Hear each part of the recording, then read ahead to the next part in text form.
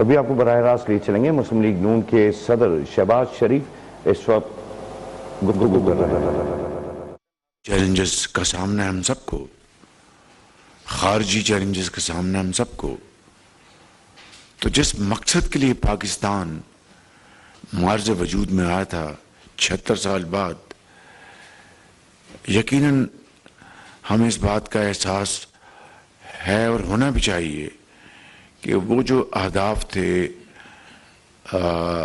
جس کی خاطر پاکستان ہندوستان سے کٹا اور ایک اسلامی دفاعی مملکت کے طور پر معرض وجود میں آیا،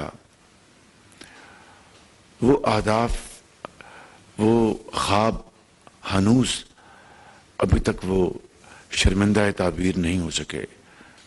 اس کی وجوہات ہم سب جانتے ہیں، لیکن میں سمجھتا ہوں کہ اتنا وقت اور توانائیاں ضائع ہونے کے باوجود اس قوم میں بے پناہ پوٹینشل ہے، اس قوم کے اندر بے پناہ سخت ہے، اور اگر حالات کو صحیح رخ کی طرف موڑا جائے تو مجھے کوئی شک نہیں کہ ہم بہت تھوڑے عرصے میں شبانہ روز محنت کر کے نہ صرف ماضی کے جو نقصانات ہیں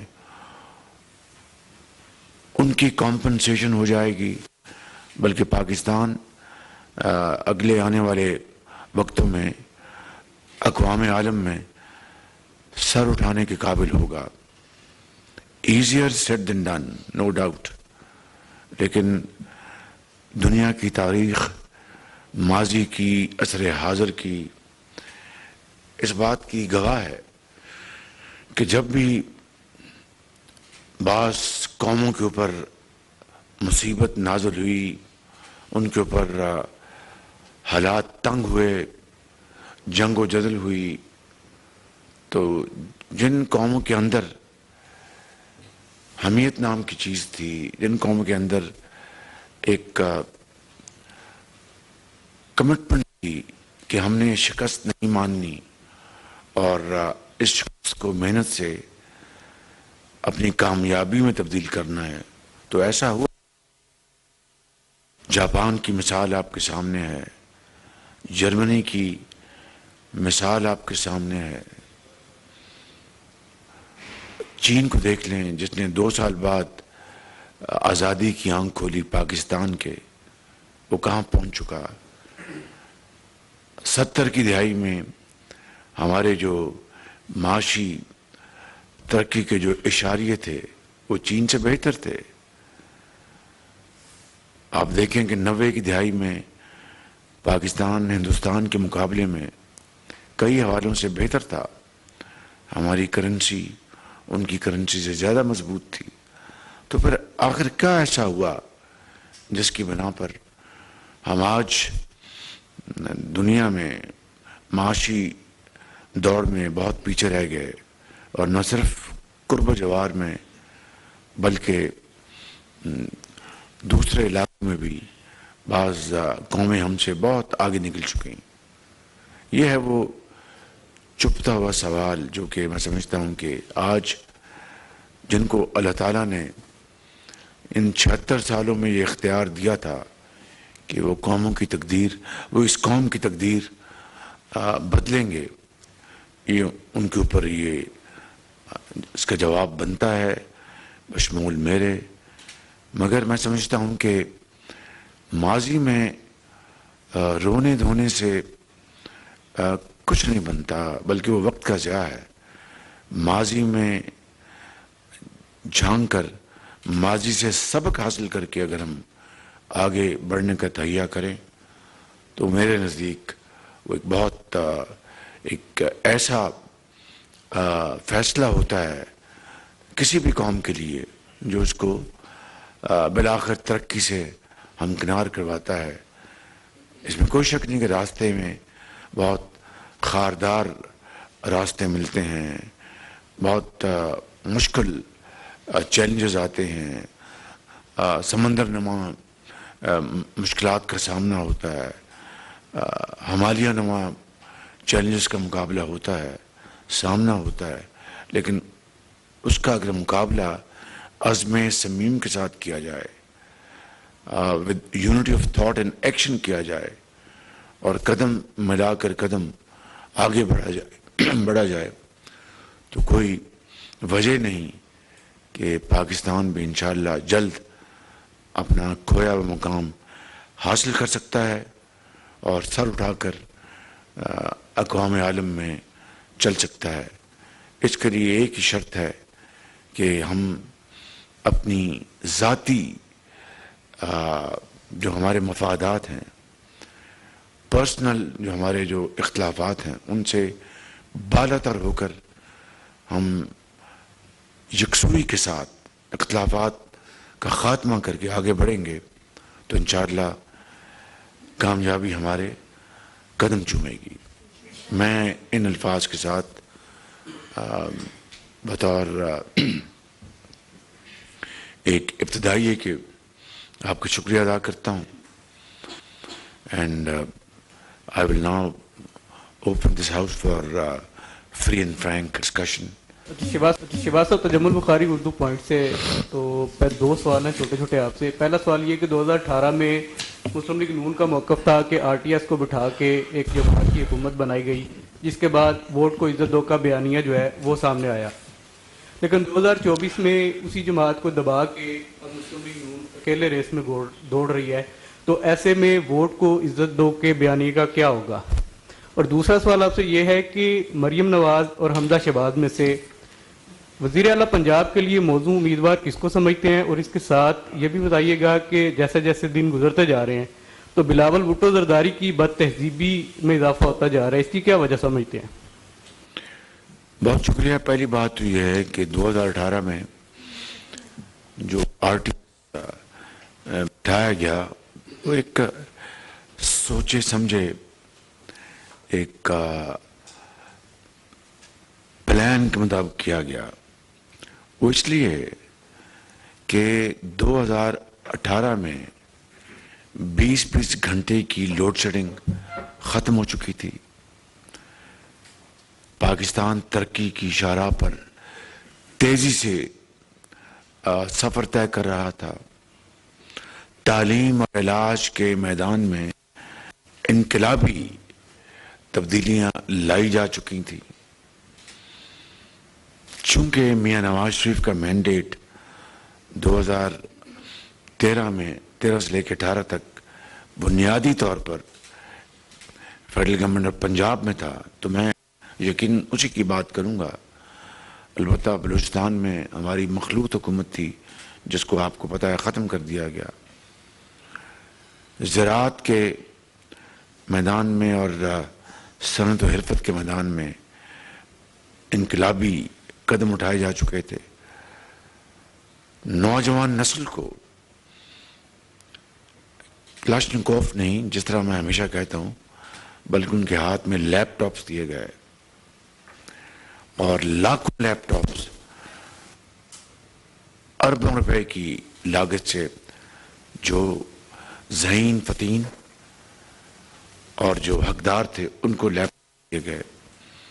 ہزاروں لاکھوں نوجوان بے روزگار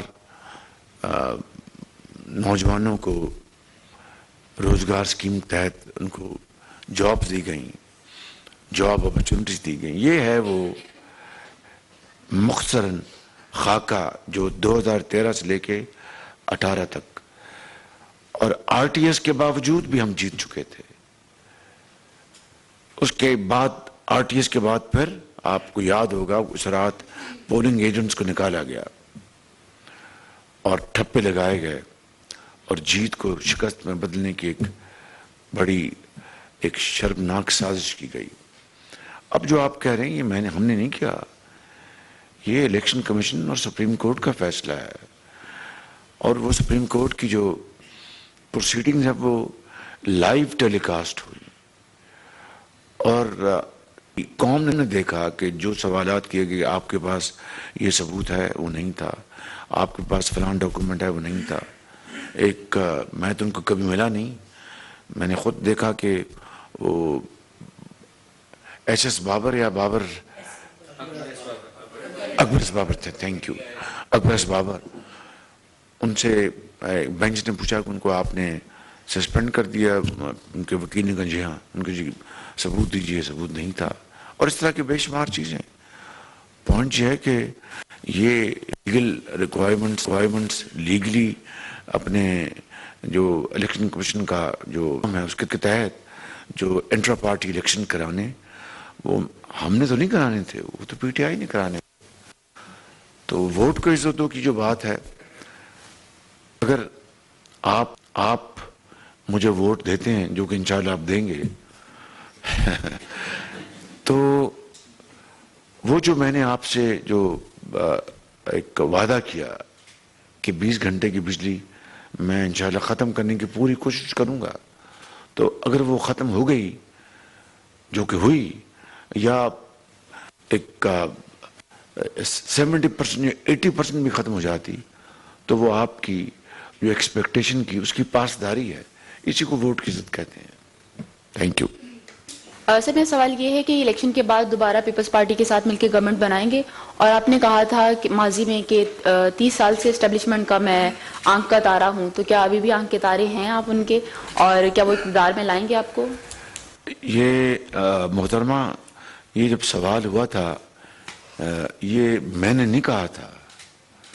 یہ آپ جیسے ایک محترم خاتون نے اسلام آباد میں میرے وزارت عظمیٰ کے وہ آخری چند دن تھے، میں نے بڑے شوق سے تمام وہاں پر موجود اینکرز کو اور بیٹ رپورٹرز کو اور جو اہم سینئر جو جرنلسٹ، میں نے ان کو دعوت دی تھی. تو اس میں آپ ایسی ایک بڑی محترم وہ خاتون ہے، میں ان کی بہت عزت کرتا ہوں. انہوں نے سوال یہ کیا، میں ایگزیکٹ ورڈ تو شاید یاد نہیں. انہوں نے کہا کہ وزیر اعظم صاحب، آپ ہمیشہ 30 سال سے اسٹیبلشمنٹ کے آنکھ کے تارا رہے ہیں، تو کیا آپ ابھی بھی ہیں؟ یہ اس طرح کی بات انہوں نے آگے کہی. تو میرا جواب یہ تھا کہ اگر آپ کی بات کو، یعنی بحث برائے بحث اسی کو اگر قبول کر لیا جائے، تو اس کے بدلے میں مجھے لڈو پیڑے ملے. میں نے بھی جیلیں کاٹی، میں نے بھی جلاوطنیاں کاٹی، میں بھی نیب کے عقوبت خانے میں گیا اپنے بھائی کے ساتھ، میں بھی اٹک فورٹ میں گیا، میں بھی لانڈی جیل میں گیا، ہتھ کڑیاں لگیں، بخت بند گاڑی میں پھرے. یہ میرا جواب تھا. بدقسمتی سے اگلے دن اخباروں میں یہ اس طرح کا تاثر دیا گیا کہ میں نے کہا کہ میں آنکھ کا تارا ہوں. امید ہے کہ آج اس طرح کا معاملہ نہیں ہوگا. Thank you. السلام علیکم سر، آئی ایم میرا محمود فرام دہلی پاکستان. میرا کوشچن یہ ہے کہ آپ کو نہیں لگتا کہ as compare to P T I یا ادر پارٹیز، نون لیگ نے بہت کم ٹائم دیا یوتھ کو اور سوشل میڈیا کو، ڈیجیٹل میڈیا کو، اس وجہ سے ان کی مقبولیت جو as compare to P M L N اس وقت یوتھ میں اور سوشل میڈیا پہ زیادہ ہے؟ It's a good question. اور ابھی اگر اسٹارٹ کیا بھی ہے تو بہت لیٹ ہو گیا، الیکشن قریب ہی ہے، کافی اب لیٹ ہو چکے ہیں. اگر آپ کو یاد ہوگا، ایک آیا تھا چھو لو آسمان، آپ کو یاد ہوگا. وہ چھو لو آسمان کس کے نسبت سے تھا؟ ہماری نوجوان نسل کی نسبت سے تھا. جب میں میاں نواز شریف کی وزارت عظمیٰ کے دور میں پنجاب کے ہر جگہ ہر کالج یونیورسٹی میں گیا اور ہائی اچیورز کو لاکھوں لیپ ٹاپس تقسیم کیے. یہ کس کے لیے تھا؟ نوجوانوں کی، ان کی محنت کو، ان کو عزت دینے کے لیے، ان کی تحسین کرنے کے لیے. اور اگر پاکستان سے باہر اگر ڈیلیگیشن میں نے بھجوائے بڑے شوق سے سرکاری خرچے پہ، تو انہی ہائی اچیورز کو، اور خالی پنجاب سے نہیں پورے پاکستان کے چاروں صوبوں سے ہم بچے دوسرے بھی تاکہ باہر جائیں تو یہ پاکستان کا گلدستہ یہ اس کا رنگ پیش کرے. اگر ان ہائی چیفرز کو پولیس کے گارڈ اگر سلوٹ کرتے تھے تو اس لیے کہ نوجوانوں کا حوصلہ بڑھایا جائے کہ اگر کوئی صحیح حقدار ہے پولیس کے گارڈ کا وہ شہباز شریف نہیں ہے. یہ نوجوان نسل ہے جو لالٹن کے نیچے محنت کرتے ہیں, غریب ماں باپ, آفن ڈبل آفن, اور کس مشکل ترین حالات میں وہ تعلیم حاصل کرتے ہیں ان کے لیے. اور اگر ہم نے ایچ این کالج کے ہم پلہ دانش اسکول بنائے تو اسی نوجوان نسل کی نشو و نما کے لیے کہ اپنے دیہاتوں میں وہ ان کی قابلیت دیہات کی گرد میں گم نہ ہو جائے, بلکہ جو ہیرے نگینے ان کو ان دانش اسکولوں میں تراشا جائے. انہی کے لیے پاکستان کی پہلی I T university Arfa cream tower میں بنی. انہی کے لیے ہم نے اللہ تعالیٰ کے فضل و کرم سے پنجاب میں ووکیشنل انسٹیٹیوٹس بنائے, پنجاب اسکلڈ ڈیولپمنٹ کمپنی بنائی لاکھوں بچوں اور بچیوں کی ان کی ٹیکنیکل ٹریننگ کے لیے. سنتی کی بات ہے, آپ اگر یورپ چلے جائیں, ایسٹرن یورپ چلے جائیں, فار ایسٹ چلے جائیں, آپ دنیا کے اور ممالک میں چلے جائیں, تو جن ممالک نے ترقی اور خوشحالی کا جھنڈا گاڑا ہے وہاں پر پبلک ٹرانسپورٹ نے ایک کلیدی رول ادا کیا ہے. بدقسمتی سے نواز شریف کے دور سے پہلے کبھی کسی نے اس طرف نہیں سوچا. 1997 میں بغیر تفصیل میں جائے 97-99 ہمارا ایک بڑا ایک شارٹ سٹنٹ تھا میاں نواز شریف کا ایز وزیر اعظم پاکستان دوسری مرتبہ جب آئے تھے, اور 12 اکتوبر 99 کو تختہ الٹ دیا گیا تھا نواز شریف کی حکومت کا.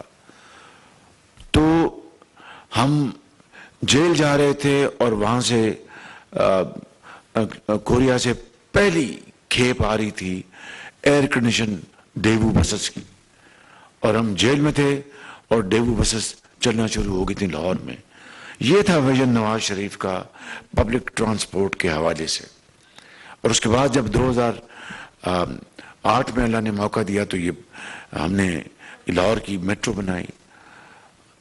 2013 موقع دیا تو راول پنڈی, اسلام آباد, ملتان, اورنج ٹرین, یہ تو اس کا جال پورے ملک میں پھیلایا جانا چاہیے. نواز شریف موجود ہے جدید پبلک ٹرانسپورٹ نظام کا پاکستان میں. پھر کراچی میں گرین لائن نواز شریف نے ان کو گفٹ دی. تو اسی طرح یہ ایکسٹینشن کا ہم نے اعلان کیا ہے. انشاءاللہ رب نے موقع دیا تو پورے ملک میں اس کا جال پھیلایا جائے گا. سر, مسلم لیگ نواز نے جمہوریت کے لیے قربانیاں دیں, چارٹر آف ڈیموکریسی کرنے والی سیاسی جماعت ہے. ابھی گزشتہ دور میں بھی نواز شریف صاحب نے جیلیں بھی کاٹیں, باقی فیملی پر بھی پرابلمز آئیں. لیکن سر اس وقت فری اینڈ فیئر الیکشنز اور ڈیموکریسی کو لے کر جتنے سوالات ہیں اور عوام میں ایک تاثر ہے کہ شفاف انتخابات نہیں ہوں گے, اس تاثر کو زائل کرنے کے لیے مسلم لیگ نواز کیا کر رہی ہے یا کیا کر سکتی ہے, اور ہمیں آپ کیا سجیسٹ کریں گے؟ دیکھیے بات یہ ہے کہ جو نواز شریف کی جو خدمات ہیں, جو قربانیاں ہیں, میری پارٹی کے جو اکابرین ہیں ان کی قربانیاں ہیں, ان کی جو مشکلات انہوں نے بڑے صبر اور دلیری سے انہوں نے برداشت کی, میرے خاندان نے سب نے مل کر, یہ قوم کے سامنے ہے. اور اس کے عوض ہم صرف آج یہی چاہتے ہیں کہ انتخابات ہوں, شفاف انتخابات ہوں, اور اس ملک کے اندر ترقی اور خوشحالی کا پہیہ بڑی تیزی سے گھمایا جائے. اس کے بغیر ہم بطور ایک آزاد قوم کے زندہ نہیں رہ سکتے. اور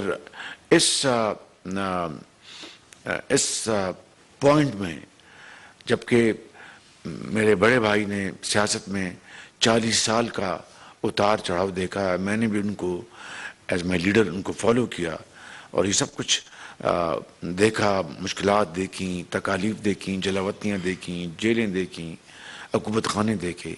آج ایک ہی خواہش ہے کہ before we go into our graves یہ ملک ترقی و خوشحالی کے پٹری پر چڑھ جائے اور حضرت قائد اعظم کا جو خواب ہے اس کو شرمندہ تعبیر کرنے کے لیے ہم سب مل کر شبانہ روز کاوشیں کریں اور خون پسینہ گرائیں اس دھرتی میں، اور دھرتی ماں جو ہے وہ سونا اگلے۔ السلام علیکم، میاں صاحب ساجد خان ڈیلی پوائنٹ سے۔ ملک کو اس وقت اندرونی اور بیرونی طور پہ بہت سارے چیلنجز کا سامنا ہے۔ سب سے بڑا چیلنج یقینی طور پہ معیشت ہے۔ آپ نے 16 مہینے کے جو آپ کا دور اقتدار تھا اس میں ملک کو ریہیبلیٹیشن پہ لگایا اور کسی حد تک ہم آکسیجن سے اترے، مگر میں سمجھتا ہوں کہ اس کے ثمرات عام آدمی تک نہیں پہنچے۔ اس وقت بھی ہم فیلڈ رپورٹنگ میں جاتے ہیں تو لوگوں میں بھوک اور افلاس کی شکایت بہت زیادہ ہے، اور لوگوں کی آپ سے بھی امیدیں وابستہ ہیں کہ آپ اگر اقتدار میں آتے ہیں تو عام آدمی تک ریلیف پہنچے گا۔ ایک تو بتائیے گا کیا ایسی ٹھوس پالیسی ہے، کیونکہ آپ سے قبل ایک شخص نے 90 دن کا وعدہ کیا تھا اور اس نے کہا تھا میں جنت الفردوس بناؤں گا اس ملک کو، اور وہ پھر 4 سالہ دور میں وہ سارا کچھ نہ ہو سکا۔ سیکنڈ سر، ہم انٹرنیشنلی بھی تنہائی کا شکار ہو گئے۔ ہمارے بہت سارے جو دوست ممالک ہیں وہ بھی شاید اب دشمنی پہ اترے آئیں۔ تو ایک انٹرنیشنل جو ہماری پالیسی ہے، خارجہ پالیسی، اس کو ری ڈیزائن کرنے کی ضرورت ہے۔ آپ اقتدار میں آتے ہیں تو اس حوالے سے کیا اقدامات اٹھائیں گے؟ جی بہت شکریہ۔ آپ نے جو باتیں کی ہیں وہ اس میں بڑا وزن ہے۔ دیکھیے کہ اگر پاکستان دیوالیہ ہو جاتا تو ہم آج یہاں پر یا آپ جتنے بھی بلاگرز بیٹھے ہیں، جرنلسٹ بیٹھے ہیں، ہم شاید ملاقات نہ کر رہے ہوتے، ہم شاید بدترین مشکلات کا شکار ہوتے۔ یہ بات سمجھ لینی چاہیے کہ اگر پاکستان ڈیفالٹ کر جاتا، جو کہ ڈیفالٹ کے دہانے پہ تھا، اور ہم سے پچھلی حکومت نے IMF کا معاہدہ ہم نے نہیں کیا تھا، وہ انہوں نے کیا تھا، اور اس کو پھر انہوں نے اپنی تنگ نظری اور سیاسی جو ان کی پوائنٹ سکورنگ کے لیے انہوں نے پاکستان کے وسیع تر مفاد کو قربان کر دیا، اور IMF کا معاہدہ اس کو انہوں نے ردی کی ٹوکری پھینک دیا۔ تو میں نے اور میری پوری گورنمنٹ نے تمام مل کر ایڑی چوٹی کا زور لگایا کہ دیوالیہ ہونے سے بچ جائیں۔ اس رب ذوالجلال کا لاکھ شکر ہے، اور آپ سب کے پہنچ کے پاکستان دیوالیہ ہونے سے بچ گیا، وگرنہ یہاں پر مریض کو ادویات نہ ملتی، لائف سیونگ میڈیسن نہ ملتی۔ یہ پیٹرول اور ڈیزل تو دور کی بات ہے، خوراک جو زندہ رہنے کے لیے ضروری ہے وہ نہ ملتی، کاروبار بند ہو جاتا، صنعتوں کی چمنیاں ان سے دھواں نکلنا بند ہو جاتا، زراعت پیلی ہو جاتی، امپورٹ ایکسپورٹ ختم ہو جاتی۔ یہاں پر ایک جو سری لنکا میں جو ڈیفالٹ دیوالیہ ہونے کے بعد جو وہاں پر ایک آلموسٹ ایک سرخ انقلاب آیا تھا، اس سے بڑھ کر یہاں پر ایک بہت بدتر صورتحال ہوتی۔ اور میں اس لیے بار بار کہتا ہوں کہ اگر مجھے روز قیامت اللہ تعالیٰ نے پوچھا کہ تم 16 ماہ وزیر اعظم رہے، کیا تم نے کام کیا، قوم کی کیا خدمت کی، تو میں بڑے سر جھکا کے عرض کروں گا کہ میں نے اور میری جو کولیشن پارٹیز تھیں، فائنانس منسٹر، ہم سب نے مل کے پاکستان کو دیوالیہ ہونے سے بچایا۔ باقی جو پہلے میں معروضات پیش کر چکا ہوں وہ نواز شریف کے دور میں ہی تو ہوا، اور اگر وہ تعلیم اور علاج اور دوسرے مدات میں یہ خدمات ہم نے نہ کی ہوتی تو آج شاید میں یہ اخلاقی جرات نہ ہوتی کہ میں آج آپ کو سامنا کر پاتا۔ البتہ ہمارے میں یہ مکمل ایک آئرن ریزولو ہے کہ انشاءاللہ اگر اللہ تعالیٰ نے موقع دیا تو نواز شریف کی قیادت میں ہم اس ملک کی تقدیر بدلنے میں کوئی کسر نہیں چھوڑیں گے انشاءاللہ۔ میرے سوال آپ سے یہ ہے کہ کچھ اشاریے ایسے ملتے ہیں کہ جو نون لیگ کی مقبولیت ہے، اشاریہ یا اشارہ ملتا ہے؟ اشارے ملتے ہیں، اچھا، اشارے نون لیگ ملتے ہیں۔ کی حکومت جو مقبولیت ہے وہ قدرے گھٹی ہے، جس کی وجہ PDM کی حکومت میں جانا ہے۔ اور یہی کچھ باتیں آپ کی جماعت کے اندر بھی ہوتی ہیں، تو کیا آپ اس ذمہ داری کو لیتے ہیں کہ آپ کی وجہ سے جماعت کی جو مقبولیت ہے وہ گھٹی ہے؟ اور دوسرا یہ کہ اگر کل کو آپ کی حکومت بنتی ہے، آپ کے نام کے ساتھ وزیر اعظم لگتا ہے، تو کچھ ایسا کریں گے کہ تمام سیاسی جماعتیں کچھ مساق جمہوریت کر لیں ایک مرتبہ، تاکہ ہر وزیر اعظم 2 سال بعد جیل میں نہ جائے؟ پہلی بات تو یہ ہے کہ پی ڈی ایم میں جانے سے ہماری مقبولیت نہیں گھٹی تھی. حکومت میں آ کر پاکستان کو دیوالیہ ہونے سے بچانے کی خاطر جو ہم نے ایک جہاد کیا، ایک جنگ لڑی، اس سے یقیناً ہماری مقبولیت میں کمی ہوئی. اور اگر میں یہ بات نہیں کہوں گا تو ایک میں سمجھتا ہوں کہ حقائق سے آنکھیں چرانے کے مترادف ہے. لیکن آج آپ نے خود دیکھا ہے کہ جو لیٹسٹ جتنے بھی آئے ہیں سرویز، اس میں الحمدللہ پی M L N Nawaz Sharif کی لیڈرشپ میں دوبارہ ریوائیو بڑی تیزی سے کر رہی. کیوں؟ کہ لوگوں کو یقین ہے کہ انشاءاللہ اگر نواز شریف کو، پی ایم ایل این کو موقع ملا تو نواز شریف انشاءاللہ، پی ایم ایل این انشاءاللہ پاکستان کے جو برے دن ہیں ان کو بدلنے میں اللہ تعالیٰ کے فضل و کرم سے کوئی کسر نہیں چھوڑیں گے. اور یہ جو بات ہے کہ 2 سال، دیکھیے نواز شریف کا بھی دور گزرا، کیا کبھی کسی کو چونٹی بھی کاٹی گئی تھی؟ ابھی کل میں نے کسی جلسے میں کہا کہ نواز شریف کے دور میں کوئی سیاسی قیدی نہیں تھا، اور میں بات آج پر بلا خوف تردید کرنا چاہتا ہوں کہ ہمارے دور میں کوئی سیاسی قیدی نہیں تھا. انتخابی عمل اپنے حد. اس وقت آپ ملاحظہ کر رہے ہیں کہ مسلم لیگ نون کے صدر شہباز شریف ڈیجیٹل میڈیا سے تعلق رکھنے والے افراد سے گفتگو کر رہے ہیں، جس میں ان کا کہنا تھا کہ معاشی اور معاشرتی اعتبار سے 8 فروری کا الیکشن انتہائی اہمیت کا حامل ہے. ہم نے قربانی دے کر عوام ملک کو دیوالیہ ہونے سے بچایا.